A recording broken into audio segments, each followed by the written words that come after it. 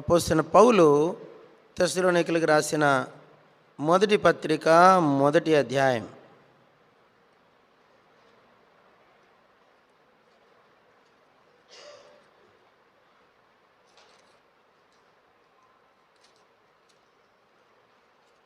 మొదటి పత్రిక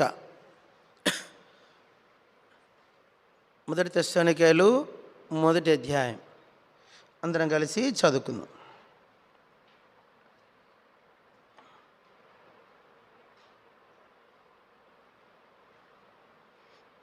ఇక్కడ మధ్యలో నుంచి ఉంటుంది. 6వ వచనం చదువుకుందాం. పరిశుద్ధాత్మ వలన కలిగిన ఆనందముతో గొప్ప ఉపద్రవమందు మీరు వాక్యమును అంగీకరించి మమ్మును ప్రభువును పోలి నడుచుకున్న వారైతిరి. చదవండి. మీ ఇద్దరి నుండి వాక్యం మాసిదోనియలోను అక్కయలోను మ్రోగెను. అక్కడ మాత్రమే గాక ప్రతి స్థలమందు దేవుని ఎడల మీ విశ్వాసం వెల్లడాయను కనుక మేమేమి చెప్పవలసిన అవసరం లేదు. చదవండి.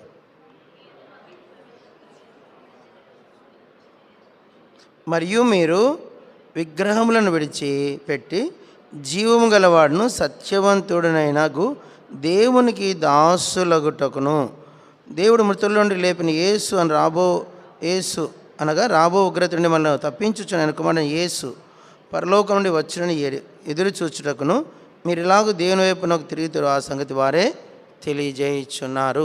ప్రార్థన చేసుకు. ప్రేమ నమ్మకాల మా పరలోకపు తండ్రి, సర్వకృపానిధియగు దేవా, మాట్లాడే దేవా, జీవం గల తండ్రి, అదే మీరు హెచ్చవలసింది, మేము తగ్గవలసింది. ప్రభా, మరి వాక్యమైన దేవుడు మాతో మాట్లాడును గాక. మా మధ్య మీరు హెచ్చింపబడుదురు గాక. మాకున్న అనుమానాలు, మాకున్న శోధనలు, మాకున్న బలహీనతలు సమస్తము దేవా తండ్రి ఎరిగిన దేవుడు అయినందుకే మీకు వందనాలు. ప్రభా, మరి నిన్ను మేము దేవా లైవ్లీ సజీవునిగా మేము ఎరుగున్నట్లుగా మమ్మల్ని సిద్ధపరుస్తున్నందుకే మీకు వందనాలు. ఎక్కడ తప్పుతేమో అక్కడ క్షమించు. ఈ క్షణం వరకు అవిధేయులం, మమ్మల్ని క్షమించు. యేసు ప్రభు నామమున మాట్లాడు, నీ ప్రజలతో మాట్లాడు. యేసు ప్రభు పేరిట అడిగి వేడుకుంటున్నాం తండ్రి, ఆమేన్. ఆరాధన అంటే this is not a theory, this action with theory. ఇదేమిటంటే ఇదేదో మాటలు కాదు. ఆరాధన అంటే మాటలు కాదు. ఆరాధన అంటే విత్ యాక్షన్, అంటే ప్రతిస్పందన. అంటే ఎలా ఉండాలంటే ఏదో గోడ మీద ఒక చిత్రపటమును వేసినట్లుగా కాదు, అందులో లీనం అవ్వాలి. దాంట్లో మనం కూడా అంతర్భావము కలిగిన వారంగా ఉండాలి. అంతరంగములో జరిగిన కార్యమును బహిర్గతము చేయడమే ఆరాధన. అంతరంగంలో జరిగిన కార్యమును బహిర్గతం చేయడమే ఆరాధన. అంటే ఏదో మూసిపెట్టేది కాదు ఇది. ఆరాధన అనేది ఏదో బెదిరిస్తే ఆగిపోయేది కాదు. అంటే కొన్నిసార్లు మనము లోకంలో వింటూ ఉంటాం, వారి యొక్క భావాలకు, వారి మనోభావాలకు వారు ఎంతటికైనా సాహసిస్తారు, దేనికైనా వారు తెగిస్తారు, వారు దాని కొరకే నిలబడతారు. అది ఆరాధన. ఇప్పుడు మన దేశంలో స్వాతంత్రం కోసం మన పితరులు, మన పూర్వీకులు ఏమయ్యారు? ఇప్పుడు పొద్దున్నే 7 గంటలకే ఈ ఎలక్షన్ క్యాన్వాస్ వాళ్ళు మందిరం చుట్టూ తిరుగుతారు. వాళ్ళకి ఎన్ని పైసలు ఇచ్చారు నాకు తెలియదు, కానీ జై జై జై నడుచుకుంటూ పోతారు. పొద్దున్న వాళ్ళే లేపుతారు ఇద్దరు మనల్ని. పొద్దున్న 6 గంటలకే మైకులు తిరుగుతూ ఉన్న ఇండ్ల చుట్టూ. వాళ్ళకి ఎంత ఓపిక అనిపించింది. ఈ 1వ ఎలక్షన్ అనౌన్స్మెంట్ చేసిన రోజు నుంచి అసలు గద్వాలంతా ఇటొక పార్టీ వాళ్ళు ఊరేగిస్తే మైకులో ఇటువైపు పార్టీ వాళ్ళు ఇటువైపు తిరుగుతూనే ఉన్నారు. వరంగల్ అంట గద్వాలంతా. ఈ తెలంగాణ మొత్తం ఊగిపోతుంది ప్రచారంతో. ఎందుకోసం అంటే వాళ్ళ నాయకుడు గెలవాలని, వాళ్ళ పార్టీ గెలవాలని. కానీ మనము నిజంగా యేసుక్రీస్తు కొరకు దానికి అది వాళ్ళు వేరే వాళ్ళ గురించి మనం విమర్శించద్దు. వాళ్ళ ఇష్టం వాళ్ళది. అయితే మనము అంతరంగములో జరిగిన అదృశ్యమైన కార్యం ఇది. చెప్పండి, అంతరంగంలో జరిగిన, ఇది విజిబుల్ కాదు, ఇది కంటికి కనిపించేది కాదు, ఇది చూపించడానికి వీలయ్యేది కాదు. అంతరంగములో జరిగిన కార్యాన్ని బహిరంగంగా మన జీవితము ద్వారా చూపించడమే ఆరాధన. ఏమైందిరా నీకు తిమోతి అన్న సాక్ష్యం మన విన్నాను అంటే ఎప్పుడు వింటూ ఉంటాను, అప్పుడు మళ్ళీ వింటాను. ఆయన భక్సింగ్ గారు రక్షించబడిన తర్వాత బ్యాప్టిజం తీసుకున్న తర్వాత భక్సింగ్ గారు ఆయనతో మాట్లాడారు. భక్సింగ్ గారు తిమోతి గారితో, తిమోతి ఆయన పేరు కృష్ణమూర్తి అంట, వద్దు నీ పేరు తిమోతి అని పెట్టారు, భక్సింగ్ గారే పెట్టారంట. పెట్టిన తర్వాత భక్సింగ్ గారు చెప్పారంట, తిమోతి నువ్వు ఇంటికి వెళ్ళొద్దు, ఇక్కడే ఉండన్నాడంట. అంటే లేదండి మా అమ్మకి నేను చెప్పొచ్చాను, నేను మళ్ళీ వస్తానని చెప్పొచ్చాను, కాబట్టి నేను వెళ్ళాలనంట. నో డోంట్ గో అన్నాడంట. అంటే ఈయన లేదు నేను వెళ్ళాలని చెప్పేసి భక్సింగ్ గారి మాటను కాదని తిరిగి ఇంటికి వచ్చాడంట. ఇంటికి వస్తే వాళ్ళ అమ్మోళ్ళు తిమోతి గారిని పట్టుకొని అన్ని పూజలు చేయించారంట. ఆ మందు ఆయన ఎవరు మందు పెట్టినారు, మందు కక్కిపించారంట. ఈయనకేదో పూజ చేశారు, మంత్రం చేశారని మంత్రాల దగ్గర తీసిపోయారంట. ఇవి రెండు కాదని పిచ్చి పట్టిందని బెంగళూరు నిమ్హాన్స్ హాస్పిటల్లో వారం రోజులు ఉంచారంట. వీళ్ళు చేసిన దానికి సగం పిచ్చి పట్టే పరిస్థితి వచ్చిందంట ఆయనకు. ఆ మందు కక్కించడం అంటే మీకు తెలుస్తలేదు దాని కథ. ఆ కక్కిచ్చేసరికి పిచ్చోడైపోయేంత పని అయిందంట. అప్పుడు ఆయన గుర్తొచ్చిందంట, ఆ దైవజనుడు నన్ను ఇంటికి డోంట్ గో అన్నాడు, నేను వచ్చినందుకు నాకు ఈ శిక్ష సరైందే, మాట వినందుకని చెప్పేసి వెంటనే పశ్చాత్తాపడి ముఠములు సర్దుకొని వచ్చేసాడంట. అంటే నా అంశం ఏంటంటే మన అంతరంగంలో జరిగిన కార్యాన్ని చూపించడానికి మన దగ్గర ఏ ఆధారాలు ఉన్నాయండి? మీకు అంతరంగంలో రక్షణ కార్యం జరిగింది, అది వాస్తవం. దాన్ని చూపించడానికి ఏదైనా ఆధారం ఉందా అండి? విజిబుల్గా ఏదైనా ఆధారం ఉందా? ఏదైనా పేపరు లేకుంటే ఏదైనా ఒక చిత్రపటం లేకుంటే ఇంకేదైనా ఉందా? ఒక గవర్నమెంట్ పత్రిక ఉందా? ఏమైనా యేసుప్రభు ఏమైనా పత్రం ఇచ్చిపోయాడా? ఏ ఆధారము లేదు. కానీ అంతరంగములో కార్యము జరిగింది మాత్రము వాస్తవం, ఇది నిజం.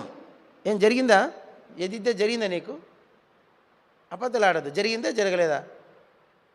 నువ్వు జరగనిట్లే, జరగలేదని కాదు, అక్కడ జరగలేదనేది అబద్ధం. జరిగింది కానీ మనం ఏం చేస్తామంటే దాన్ని బయటికి రాకుండా మనమే దాన్ని అడ్డుకుంటాం. సరే, కాబట్టి ఇక్కడ నా అంశం ఏంటంటే ఈ తెస్సలోనిక పత్రికలో ఒక దివ్యమైన మాట నన్ను రక్షించబడిన దినం నుంచి నన్ను పట్టుకోనుంది. ఏంటి ఆ మాట అంటే అందరు పలకండి. మీరు విగ్రహములను విడిచిపెట్టి జీవము గలవాడును సత్యవంతుడునగు దేవుని వైపునకు దేవునికి అగుటకును. తెస్సలోనిక వారు ఎలాంటి వారంటే వాళ్ళు విగ్రహారాధికులు. అంటే ఎవరంటే వాళ్ళు దేర్ ఆర్ ఐడల్ వర్షిపర్స్. ఈ విగ్రహారాధన చేసే ఈ ప్రజల్ని పౌలు గారు దర్శించిన తర్వాత వాళ్ళు ఏమయ్యారంట? సత్యవంతుడును జీవము గలవాడునైన దేవుని వైపునకు తిరిగారంట. ఇప్పుడు యేసుప్రభు నమ్మకం ముందు నన్ను అడిగితే చెప్పాలంటే రకరకాలైన విగ్రహములకు మనము వాటి యొక్క దాసత్వములో ఉంటాం, వాటి యొక్క ప్రభావము కింద ఉంటాం, వాటి యొక్క అధికారము కింద ఉంటాం. ఎన్ని రకాల విగ్రహాలు! సినిమా ఒక పెద్ద విగ్రహం, క్రికెట్ అదొక పెద్ద విగ్రహం, జూదం అదొక విగ్రహం, త్రాగుడు అదొక విగ్రహం, స్మోకింగ్ అదొక విగ్రహం, చెడుతనములు అదొక విగ్రహం, ధనాపేక్ష అదొక విగ్రహం, దుష్ట సాంగత్యం అదొక విగ్రహం,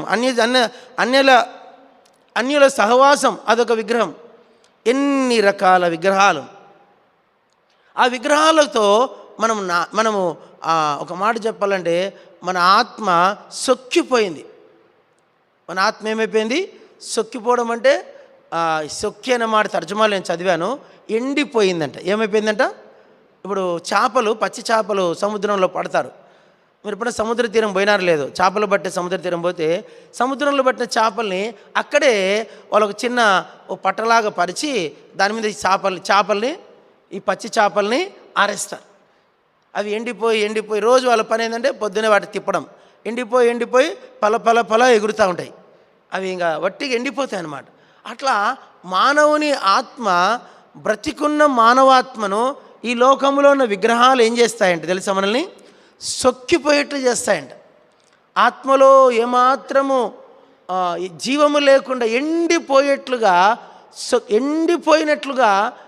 సాక్షాత్తుగా ఇది వాస్తవంగా చేస్తాయి. మన పితరులు మనం ఒకసారి ధ్యానిస్తే వాళ్ళు కూడా ఈ విగ్రహముల చేత ఎంతగానో బాధించబడ్డారు. ఈ విగ్రహం ఏం చేస్తుందంటే మానవాత్మను ఎండిపోజేస్తుంది. చెప్పండి, మానవాత్మను ఏం చేస్తుంది? ముందు చచ్చిపోయేట్లు చేస్తుంది, తర్వాత ఎండిపోయేట్లు చేస్తుంది. ఎన్ని విగ్రహాలు మన మధ్య ఒక సహోదరుడు యేసుప్రభువుని నమ్ముకుని హిందూ నుంచి ప్రభులోకి వచ్చినప్పుడు వాళ్ళ ఇంట్లో విగ్రహాలను మూట కడితే 3 గోతాలకైనాయి. ఏనైనాయి? 3 గోతాలకు. నేను తీలే, వాళ్ళే తీస్తున్నారు. అన్నీ ఒక్కొక్క రూమ్లో ఇన్ని ఉన్నాయి, ఒక్కో రూమ్లో ఇన్ని ఉన్నాయి. అన్నీ తీసేసరికి 3 గోతాలకైనాయి. నేను పాడినాను, నాకు సంబంధం లేదా, వీటితో నాకు సంబంధమే లేదు, నేను ముట్టుకొని అన్నాను. వాళ్ళే తీసేసుకున్నారు, వాళ్ళే పారేసుకున్నారు. అంటే ఏమిటి ఈ విగ్రహాలు ఏం చేస్తాయంటే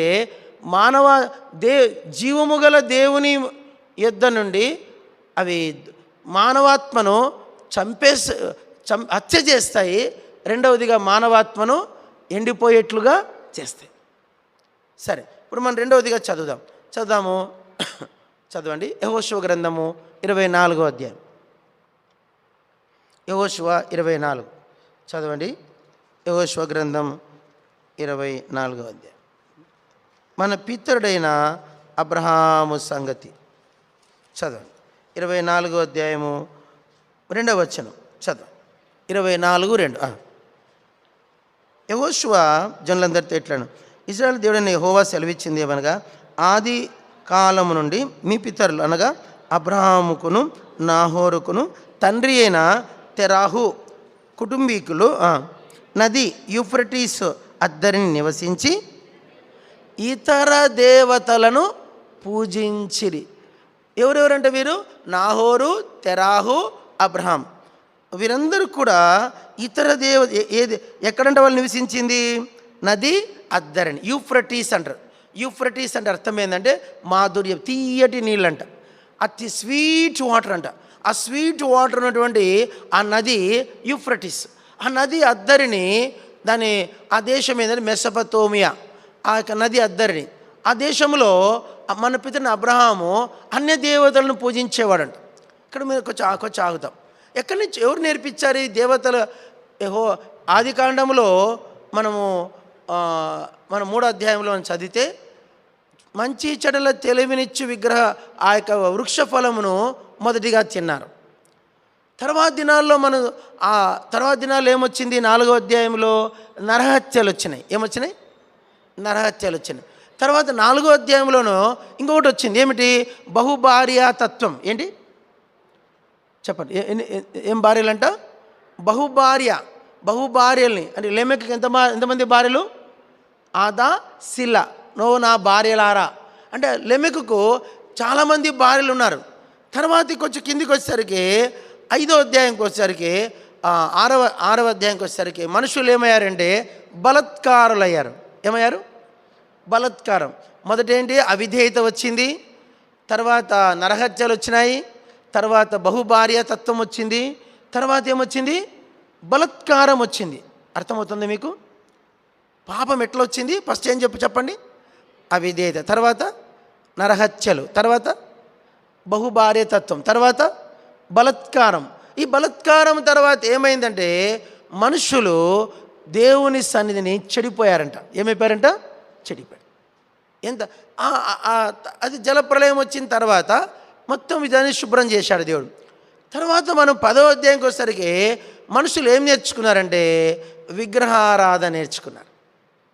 రాకూడని పాపం అది. దేవునికి అసహ్యమైన పాపం ఏంటంటే విగ్రహారాధన. అతి భయంకరమైన పాపం అది. ఈ 10వ అధ్యాయంకి వచ్చేసరికి అక్కడ మనకు వ్యక్తి పరిచయం అవుతాడు. ఎవరు ఆ వ్యక్తి అంటే నిమ్రోదు. ఆయనకు ఒక భార్య ఉండేదంట. ఆయనకు ఒక కుమారుడు ఉండేవాడంట. వాళ్ళ పేర్లు మనకు బైబిల్లో కనిపించావు, కానీ చరిత్రలోకి వెళ్తే వాళ్ళ పేర్లు వేరే ఉన్నాయి. అతని భార్య నిమ్రోదు, ఆయన భార్య, ఆయన కుమారుడు. ఈ ముగ్గురిని ఆ దినాల్లో దేవతలుగా పూజించేవారంట. అర్థమవుతుందా? ఎవరెవరిని పూజించేవాళ్ళు? నిమ్రోదును, అతని భార్యను, అతని కుమారుని. నిమ్రోదును గుర్తుగా ఏం పెట్టాడంటే, నిమ్రోదే సూర్యదేవతగా ప్రసిద్ధికి ఎక్కాడంట. అతని భార్య చంద్రదేవతగా ప్రసిద్ధికి ఎక్కిందంట. అతని కుమారుడు నక్షత్ర దేవతగా ప్రసిద్ధికి ఎక్కాడంట. సూర్య చంద్ర, నిద్రపోకండి, సూర్య చంద్ర నక్షత్రములు. ఈ ముగ్గురు ఎవరంటే నిమ్రోదు, ఆయన భార్య, ఆయన కుమారుడు. ఈ ముగ్గురు చనిపోయిన తర్వాత కూడా వారిని దేవతలుగా ప్రజలు పూజించడము ఆరంభించారంట. అట్లా ప్రసిద్ధికి ఎక్కారంట. అందుకే మీరు గమనించే ఈ ఆర్సిఎం, ఈ రోమన్ క్యాథలిజంలో కూడా మరియమ్మ ఈ విగ్రహం, మరియమ్మ పూజ, ఈ పూజ వెనక ఈ యొక్క విగ్రహారాధన వచ్చిన ఆ మధ్య ఆసియా నుంచి వచ్చినటువంటి ఆ చంద్రదేవతే మరియమ్మ అనే ఉద్దేశముతో పూజించడం జరుగుతోందని చరిత్ర చెప్తోంది. అంటే రోమన్ క్యాథలిక్లలో ఉన్నటువంటి ఈ మరియ పూజ, లూర్దు మాత లేక వేలాంగిని మాత, ఇవన్నీ కూడా ఆరోగ్యమాత. ఈ మాత ఎవరంటే నిమ్రోది యొక్క భార్య యొక్క అనువంశికత, అక్కడి నుంచి వచ్చినటువంటి ఆచారం. వారి కుమారుడే వీనస్. ఈ వీనస్సే నక్షత్ర దేవతగా వారు ఇప్పుడు రోమన్ క్యాథలిజంలో యేసుక్రీస్తుని కూడా బాలయేసుగా పూజిస్తారు. ఏం యేసుగా? బాలయేసుగా. అంటే ఇన్ఫాంట్ జీజస్ అంటారు వాళ్ళు. ఏం జీజస్? ఇన్ఫాంట్ జీజస్ అంటే తొట్టిలో ఉన్న యేసు అంట. ఏం యేసు? తొట్టిలో ఉన్న యేసు. నిమ్రోద్ వచ్చి ఆ యొక్క హై అంటే ఉన్నత దేవుడు. నిమ్రోదు, అతని భార్య, వారి కుమారుడు ఈ యొక్క ఇన్ఫాంట్ జీజస్. ఈ రోమన్ క్యాథలిజంలో కూడా ఆ మధ్య ఆసియా నుంచి వచ్చిన ట్రెడిషన్ అది. వాళ్ళ విగ్రహాలు లేకుండా వాళ్ళు దేవుని కొలవరు. సరే, ఇలాగున ప్రపంచమంతటా అనేక రకాలుగా, నేను ఆన్లైన్లో వెళ్తుంది కానీ నేను చెప్పలేను కొన్ని విషయాలు, అనేక రకాలుగా ఈ యొక్క ప్రపంచమంతా ఒక దేవతగా పూజించబడుతోంది. ఇండియాలో కూడా 7 ప్రముఖ స్థానాల్లో ఆ దేవత ప్రసిద్ధికి ఎక్కింది. అవన్నీ నేను చెప్పను ఇక్కడ. బైబిల్ భాషలో కూడా మీరు ఓల్డ్ అపోస్తుల కార్యములో అర్తమీదేవి అని పేరు పిలువబడింది. ఏ దేవి? అర్తమీదేవి జయమని. ఈ అర్తమీదేవి ఎవరంటే ఆ యొక్క చంద్రదేవత. ఆ చంద్రదేవత మన దేశంలో కూడా ప్రసిద్ధికి ఎక్కింది. అర్తమీదేవిని ఇంగ్లీష్లో ఏమంటారంటే, తెలుగులో అర్తమీదేవి, ఇంగ్లీష్లో డయానా. ఏం పేరు? డయానా అన్న, అర్తమీదేవన, ఈ చంద్రదేవతన్న, ఈ యొక్క రోమన్ క్యాథలిక్లు పూజించేటువంటి మరియ దేవత అయినా కూడా వీళ్ళన్నీ ఒకటే. ఇప్పుడు మన దేశంలో కూడా చాలా ప్రాముఖ్యంగా పూజించబడుతోంది. ఇప్పుడు ఈ విగ్రహములను ఈ తెస్సలోనిక ప్రజలు ఈ విగ్రహములకు వారు పూజిస్తూ వచ్చినారు. ఈ విగ్రహముల నుండి మన పితరుడైన అబ్రహాము కూడా ఆ విగ్రహములను, చెప్పండి, ఇతర దేవత కాదు, ఇతర దేవతలు మల్టిపుల్. కాబట్టి ఇంకా నక్షత్రములలోకి వెళ్ళిపోయిందంటే కౌంట్ లేదు. ఇంకా సూర్యుడు ఒకడే, చంద్రుడు ఒకడే, నక్షత్రాలు లెక్కలేనన్ని. అందుకే వారి దేవతలు, ఒక బైబిల్లో ఒక మాట ఉంది, ఎక్కడో మాట గుర్తుపెట్టుకోలే కానీ అంత ఎప్పుడు పట్టించుకోలే వారి మాటను. నీ పట్టణములెన్నో, నీ దేవతలన్నీ కదా అంటాడు. ఏమండి? నీ పట్టణములెన్నో, నీ దేవత. ఇప్పుడు మన దేశంలో ఏం చేస్తున్నారు? ప్రతి 3 ద్రావాలు కలిసే చోట ఒక గుడి పెడుతున్నారు. అంటే ప్రతి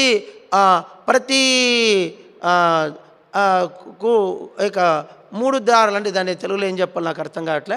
ఆ ప్రతి స్థలంలో ఏం చేస్తున్నారంటే విగ్రహాలు నిలబెడుతున్నారు.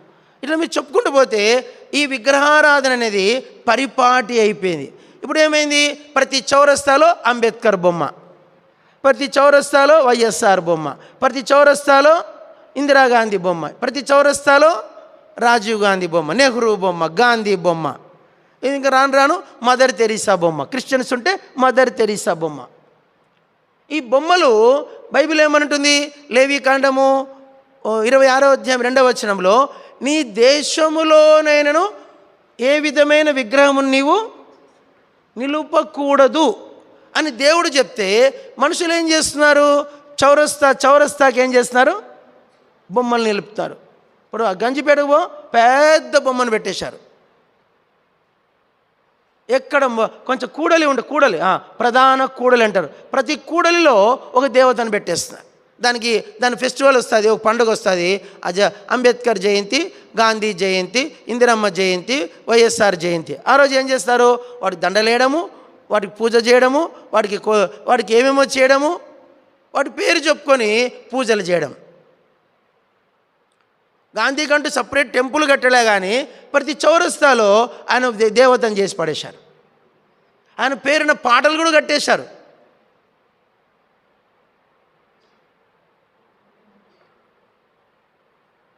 మన ఇళ్ళల్లో కూడా ఇంకా చాలామంది విశ్వాసులలో అంబేద్కర్ బొమ్మ, గాంధీ బొమ్మలు కనపడతాయి నాకు. బుద్ధుని బొమ్మ వెనకల గాంధీ బొమ్మ ఉంటుంది, బుద్ధుని బొమ్మ వెనకల అంబేద్కర్ బొమ్మ ఉంటుంది.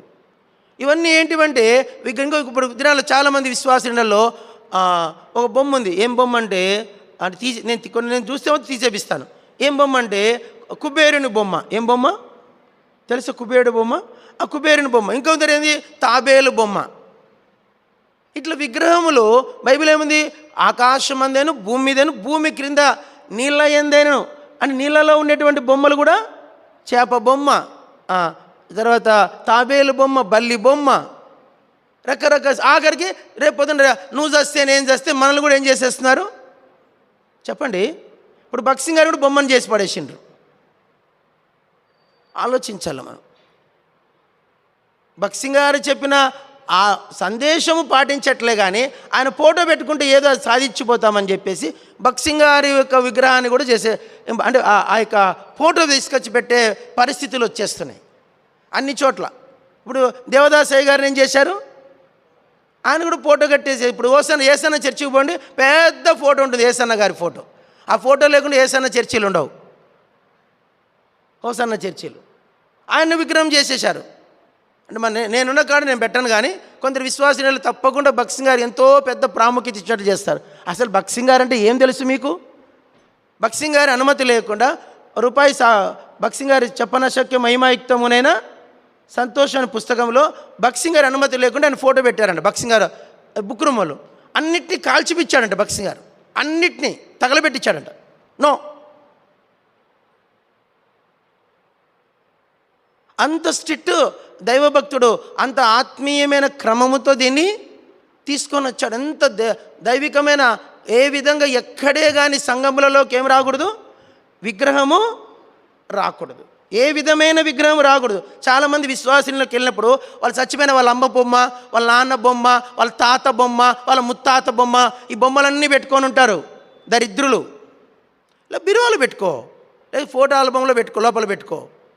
ఇది ఒక విధమైన విగ్రహారాధన. వాళ్ళ ఆ దినం వస్తాను, వాళ్ళ సావు కాడికి పోలో, దినం కాడికి పోలో, ఆ స్తంభాది కాడికి పోలో ఏడిసి రావాల. అంటే నువ్వు విగ్రహారాధికుడు కాదా? నువ్వు వచ్చి మళ్ళీ బల్లలో పాలు పొందుతావు. ఆత్మీయమైన విగ్రహారాధనలు ఇవన్నీ కూడా. మనం ఏ విధమైన విగ్రహమునకు స్థలము చూడండి అన్నమాట. లేవిక 1 యోహాను పత్రిక, వాళ్ళు గతంలో చేసి ఉండొచ్చు, క్షమించబడదాం. ఇక మీదట భవిష్యత్తులో అలాంటివి చేయకుందాము. కాబట్టి 1 యోహాను పత్రిక 5వ అధ్యాయం 21వ వచనం. చిన్నపిల్లలారా చదవండి. చిన్నపిల్లలారా చదవరు చూడు. 21. చిన్నపిల్లలారా విగ్రహముల జోలికి పోకుండా జాగ్రత్తగా ఉండు. చిన్నపిల్లలారా విగ్రహముల జోలికి, వాటి జోలికే పోకూడదు. మనం చాలా జాగ్రత్తగా ఉండాలి ఈ విషయంలో. కాబట్టి ఇప్పుడు వాళ్ళు భక్సింగ్ గారి మీద అభిమానం ఉంటే నువ్వేం చేయాలంటే ఒకవేళ ఆల్బమ్ లాగా పెట్టుకొని దాంట్లో పెట్టుకోవచ్చు, తప్పులేదు, పాపమేం కాదు. నీ తల్లిదండ్రుల మీద అభిమానం ఉంటే ఒక ఆల్బమ్ లాగా పెట్టుకోవచ్చు, తప్పులేదు. అంతేగాని వారి యొక్క చిత్రపటాలను తయారు చేసుకొని రోజు వాళ్ళ ముఖాలు చూసుకుంటూ ఏడవడము, వాళ్ళు గుర్తు చేసుకోవడము, అంత ఆత్మీయమైన జీవితం ఇది, ఆత్మీయమైన క్రమం ఇది కాదు. ఇప్పుడు పితరుల బొమ్మలే పెట్టుకోవద్దన్నప్పుడు, దేవుని బొమ్మే పెట్టొద్దన్నప్పుడు మనం ఎవరి బొమ్మను ప్రాముఖ్యత ఇవ్వడానికి అవసరము లేదు. మన పితని అబ్రాహాము కూడా ఇతర దేవతలను పూజించను. మన తర్వాత చదువుకుందాం, చదవండి. మొదటి కొరింథీ పత్రిక 10వ అధ్యాయం. మొదటి కొరింథీ 10వ అధ్యాయం చదువు. మొదటి కొరింథీ 10వ అధ్యాయం అందరు చదువుకుందాం. 19వ వచనము 20వ వచనం, లేదంటే సరే 19, 20. మొదటి కొరింథీ 10వ అధ్యాయం 19 చదవండి. నేను మీతో చెప్పున్నదేమి, విగ్రహార్పితములో ఏమైనా ఉన్నదని అయినను విగ్రహములలో ఏమైనా ఉన్నదని చెప్పేదనా? లేదు. కానీ అన్యజనులు అర్పించు బలులు దేవునికి కాదు దయ్యములకే అర్పించుచున్నారని చెప్పుచున్నాను. మీరు దయ్యములతో పాలువారే అవుట నాకు ఇష్టము లేదు. ఈ అన్య దేవతలు అనబడిన విగ్రహాలు ఏమిటంటే అవి వాడికి ఒక పేరు పెట్టాడు. ఏమంటున్నాడు ఆయన? ఏమండి ఆ విగ్రహములు ఏంటివంటే అవి చెప్పండి ఆ మాట. దయ్యములు. విగ్రహములు ఏంటివంట? క్లియర్గా రాశాడు పరిశుద్ధాత్ముడు. దయ్యములు. చదవండి ఇంకా. ఇది ఎలా ఉంచుకొని ద్వితీయోపదేశకాండం 32వ అధ్యాయం. ద్వితీయోపదేశకాండం 32వ అధ్యాయం 32వ ద్వితీయోపదేశకాండం 32వ అధ్యాయం. ద్వితీయోపదేశకాండం 32వ అందరు చదవండి, చదవండి. 17వ వచనం అందరు చదువుకుందాం. సరే 16, 12 చదువు. వారు అన్యుల దేవతల చేత ఆయనకు రోషం పుట్టించిరి, హేయమ కృత్యముల చేత ఆయనను కోపింపజేసిరి. వారు దేవత్వము లేని దయ్యములకును తామెరుగని దేవతలకును క్రొత్తగా పుట్టిన దేవతలకును తమ పితరులకు భయపడని దేవతలకును బల్లర్పించిరి. ఏమిటంటే ఏం దేవతలు అంటే చూడండి ఎంత విచిత్రంగా రాస్తున్నాడు. అందరు గమనించండి, అందరు పలకండి. దేవత్వము లేని దయ్యములకు. దైవత్వము లేని వానివన్నీ ఏంటివంటవి? దయ్యములంట. దేవత్వము లేని దయ్యములకును తర్వాత తామెరుగని దేవతలకును క్రొత్తగా పుట్టిన దేవతలకును తమ పితరులు భయపడని దేవతలకును వాళ్ళు ఏమర్పించారంట? బలర్పించారు. ఈ దేవతలు అని చెప్పేసి వాటికి ఏమన్నాడు పరిశుద్ధాత్ముడు? అవి దయ్యములు. క్లియర్గా రాశాడు. ఏమంటే ఇక్కడ ఒక మాట, కొత్తగా పుట్టిన దేవతలు అంట. ఏం దేవతలు? ఇప్పుడు కొత్తగా ఇప్పుడు పాత దేవతలకు గిరాకీ తగ్గిపోయింది. అందుకేమైంది? ఇప్పుడు కొత్త దేవతలకు బాగా డిమాండ్ పెరిగింది. గురువారం ఒక దేవత పూజిస్తారు మన ఇండియాలో. ఆయన అంతకుముందు లేడు. లాస్ట్ సెంచరీ పుట్టినాడు ఆయన. 18th సెంచరీలో పుట్టాడు. 18th సెంచరీ చనిపోయాడు. సమాధి జీవ సమాధి అయ్యాడు. ఆయనకి ఇప్పుడు ఏంది? ఇప్పుడు చాలా ప్రసిద్ధిగాంచిన దేవత ఆయన. నేను పేరు మెన్షన్ చేయట్లే. ఇప్పుడు ఈ మధ్యలో ఒక ఆయన అనంతపురం జిల్లాలో ఫేమస్ దేవుడు అనకూడదు, ఆయన దేవత, ఫేమస్ దేవత. ఆయన కూడా ఇప్పుడు ఏం చేస్తున్నారు? ఊరూరికి ఆయన కూడా దేవతని చేసేస్తున్నారు. కొత్తగా అవధూతలను పుడుతూ ఉంటారు. ఏం దేవతలు? అవధూతలు. కడప జిల్లాలో ఆయన ఒక పెద్ద ఫేమస్. ఆయన అవధూత. ఆయన చాలా పెద్ద ఎత్తున పూజలు చేస్తారు కడపలో. మీకు తెలుసో లేదో, కడప జిల్లా అంతా మారు మ్రోగుతాడు ఆయన. మొన్న పుట్టాడు. ఆర్టీసీ బస్సులలో పోయేవాడంట ఆయన. ఆర్టీసీ బస్సులలో నేను కడపలో సేవ చేశాను. అక్కడ మామూలు అందరు ఆయన మామూలుగా వచ్చేవాడు, రోడ్ల మీద వెళ్ళేవాడు. నేను ఒక అవధూతను అన్నాడు. ఆయన చనిపోయినాక పెద్ద గుడి కట్టారు. ఇప్పుడు ఊరూరికి ఆయన పేరును గుడి కడుతున్నారు. కొత్త దేవతలు, కొత్తగా పుట్టిన దేవతలు. ఈ కొత్తగా పుట్టిన దేవతలకు పూజలు చేయడము, నైవేద్యాలు చేయడము, ఇవన్నీ కూడా భారతదేశం అంతా కాదు, ప్రపంచమంతటా ఉన్నాయి ఇవి. మీరు రోమ్ పట్టణానికి వెళ్తేనంట, రోమ్లో కూడా రోమ్ని పరిపాలించిన రాజులు దగ్గర వాళ్ళని ఫారోస్, ఇప్పుడు ఐగుప్తులోనేమో ఫారోస్ అంటారు, రోమ్ వారినేమో హేరోదులు అంటారు. ఏమంటారు? ఫస్ట్ హేరోద్, సెకండ్ హేరోద్ అంటారు. వాళ్ళనేమో ఫారోస్ అంటారు. ఐగుప్తు కాలంలో వాళ్ళనేమో ఫరోలు అన్నారు. వాళ్ళు కూడా దేవతలే. మొదటి పిరమిడ్, రెండవ పిరమిడ్, మూడవ పిరమిడ్ ఏంటివి? ఆ ఫరోలకు గుర్తుగా నిర్మించిన దేవాలయాలు అవి. పిరమిడ్ అంటే ఏంటో కాదు, సమాధులు. ఆ సమాధులు తర్వాత ఏమైనాయి? గుళ్ళైనాయి. కాబట్టి ఇట్లా మీరు ఫరోలు దేవతలే, హేరోదులు దేవతలే. మీరు రోమ్కి వెళ్తే ఆ హేరోదులందరి బొమ్మలు ఉంటాయంట, వాటిని పూజించే వాళ్ళు కూడా ఉన్నారంట చాలామంది. ఇట్లా చెప్పుకుంటూ పోతే ఇప్పుడు మనం చూడండి, ప్రతి సీఎం దేవత అవుతాడు. రేపు కేసీఆర్ చనిపోతే ఆయన కూడా తప్పకుండా దేవతని చేస్తారు. ఇప్పుడు జయశంకర్ దేవుడు అయిపోయాడు. వరంగల్ జిల్లా అంతా జయశంకర్ బొమ్మలు పెడుతున్నారు.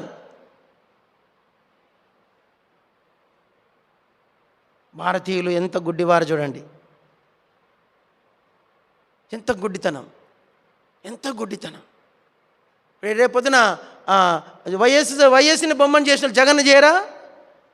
రేపు జగన్ పోతే జగన్ కూడా చెప్పండి దేవతని చేస్తారు. కేసీఆర్ పోతే ఎన్టీఆర్ని చేసిన వాళ్ళు కేసీఆర్ని వదిలేస్తారా? ఎంత గుడ్డితనం. దేవుని వాక్యం ఏమంటుందంటే, ఈ అబ్రహాము కూడా పూర్వము ఇతర దేవతలను పూజించినాడు. ఇప్పుడు పూజించినటువంటి ఆ యొక్క అబ్రహాముకు మన పితరుల, ఇప్పుడు చదవండి అపోస్తల కార్యములు 7వ అధ్యాయం. అపోస్తల కార్యములు 7వ అధ్యాయం చదవండి. 7వ అధ్యాయం, అపోస్తల కార్యములు 7వ అధ్యాయం అందరు చదవండి. 4వ వచనం, లేదంటే క్షమించండి 2వ వచనం. అందుకు స్టెఫను చెప్పినది ఏమనగా, సహోదరులారా తండ్రులారా వినుడి, మన పితరుడైన అబ్రహాము హారానులో కాపురం ఉండక మునుపు మెసొపొతేమియాలో ఉన్నప్పుడు మహిమగల దేవుడు అతనికి ప్రత్యక్షమై. చాలు. ఏం దేవుడు అంట? ఎక్కడ అంతకుముందు ఎక్కడున్నాడంట అతను?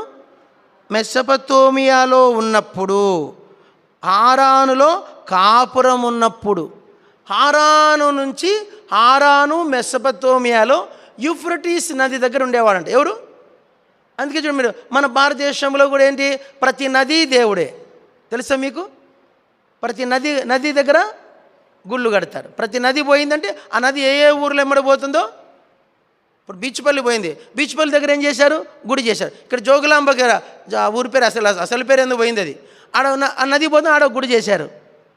విజయవాడ దగ్గర పోతే విజయవాడ దగ్గర గుడి చేశారు. ఎక్కడ నది పోతే నది వెంబడి చెప్పండి గుళ్ళు దేవతలు. మానవుణ్ణి నిజమైన దేవుణ్ణి ఎరగకుండా ఈ లోకములో ఒక శక్తి పనిచేస్తూ ఉంది. ఆ ఆది నుండి చూడండి, రోమన్ క్యాథలిజం, క్రిస్టియానిటీలో కూడా మరియమ్మని ఏం చేసి పడేశారు? దేవతను చేసేశారు. పెద్ద ఎత్తున పూజలు జరుగుతాయి, మీకు తెలుసో లేదో. వేలాంగిని మాత, ఆరోగ్య మాత, తర్వాత లూర్దు మాత, ఆరోగ్య మాత, తర్వాత కర్ణగిరి మాత. మీకు మరియమ్మకున్నని పేర్లు ఎక్కడ ఉండవు. మన ఇండియా అంతా దగ్గర మన చదివాను, మోర్ దాన్ 3000 పుణ్యక్షేత్రాలు ఉన్నాయంట మరియమ్మకి ఇండియాలో. 3000 పుణ్యక్షేత్రాలు. రోమన్ క్యాథలిజం వారిని గుడితనంలో పడేసేసేసింది. ఇంత భయంకరమైనది ఏంటంటే విగ్రహారాధన. ఈ విగ్రహారాధన ఏమిటో చదవండి. 106వ కీర్తన, 106వ కీర్తన.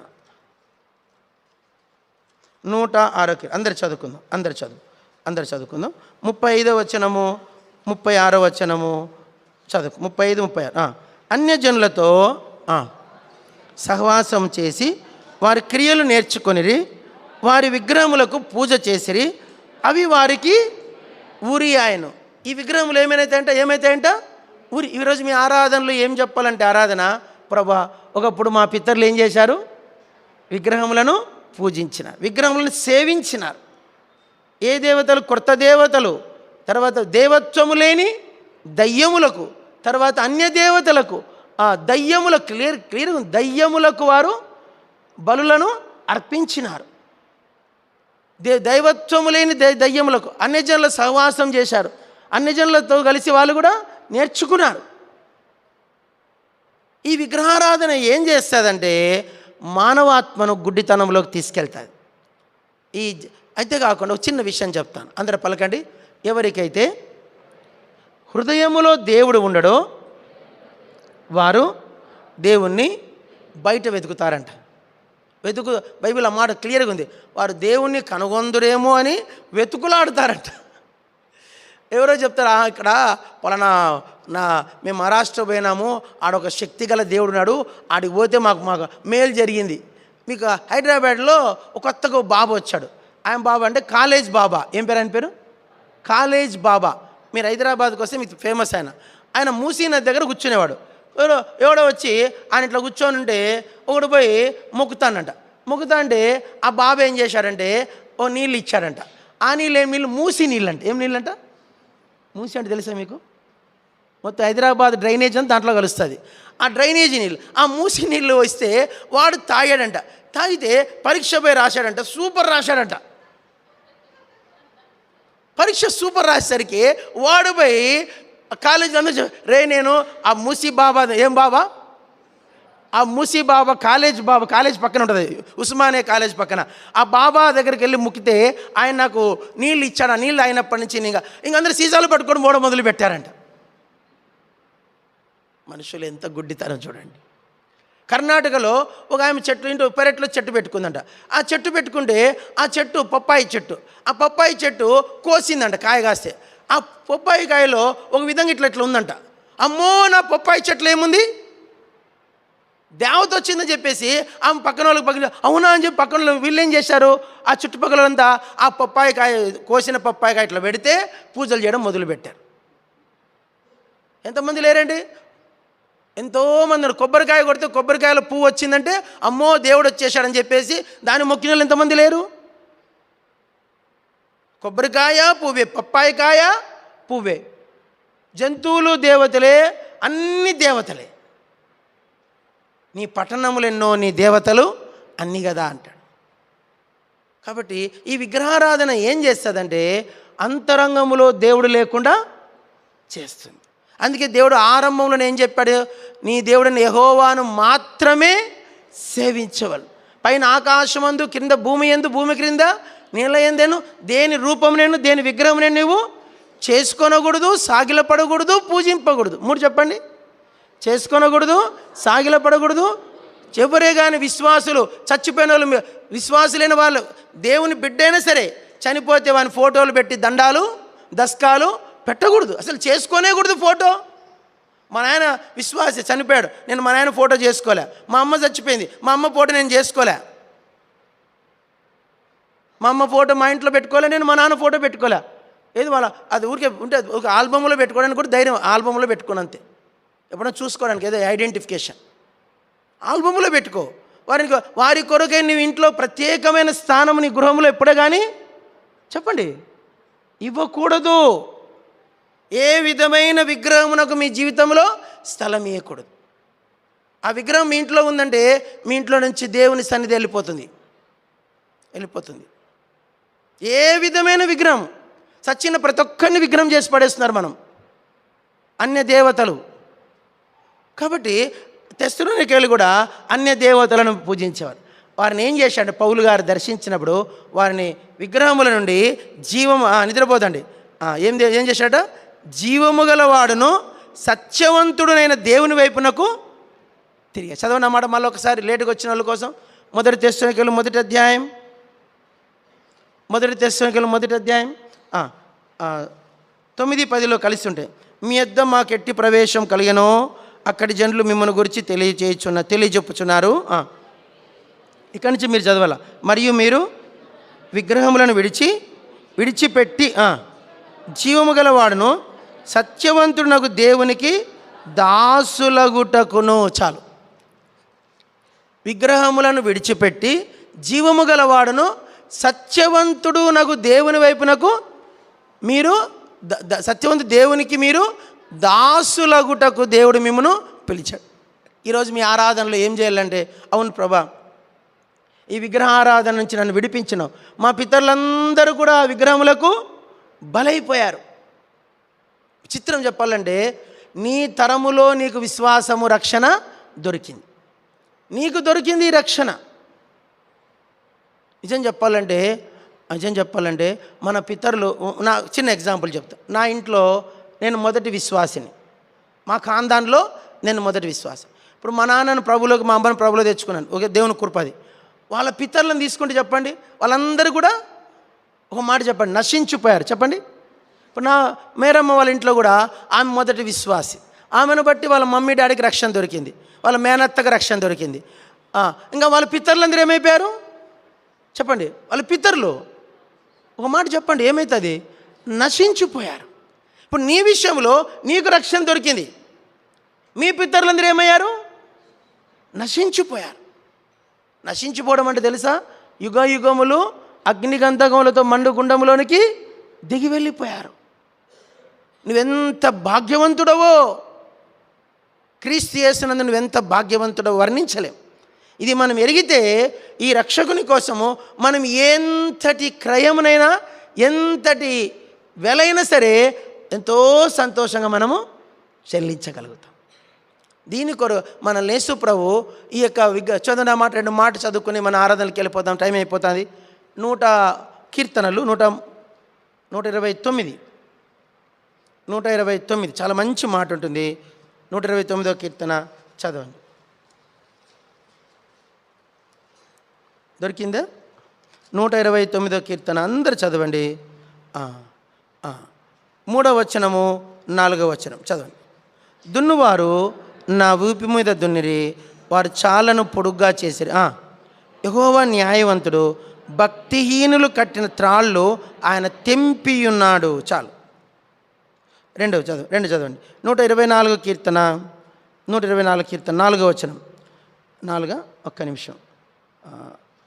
సరే 7వ వచనం 7 చదవండి. పక్షి తప్పించుకున్నట్లు మన ప్రాణము వేటకాండ్ర ఊరి నుండి తప్పించుకొనినది, ఊరి తెంపబడను మనము తప్పించుకొని ఉన్నాము.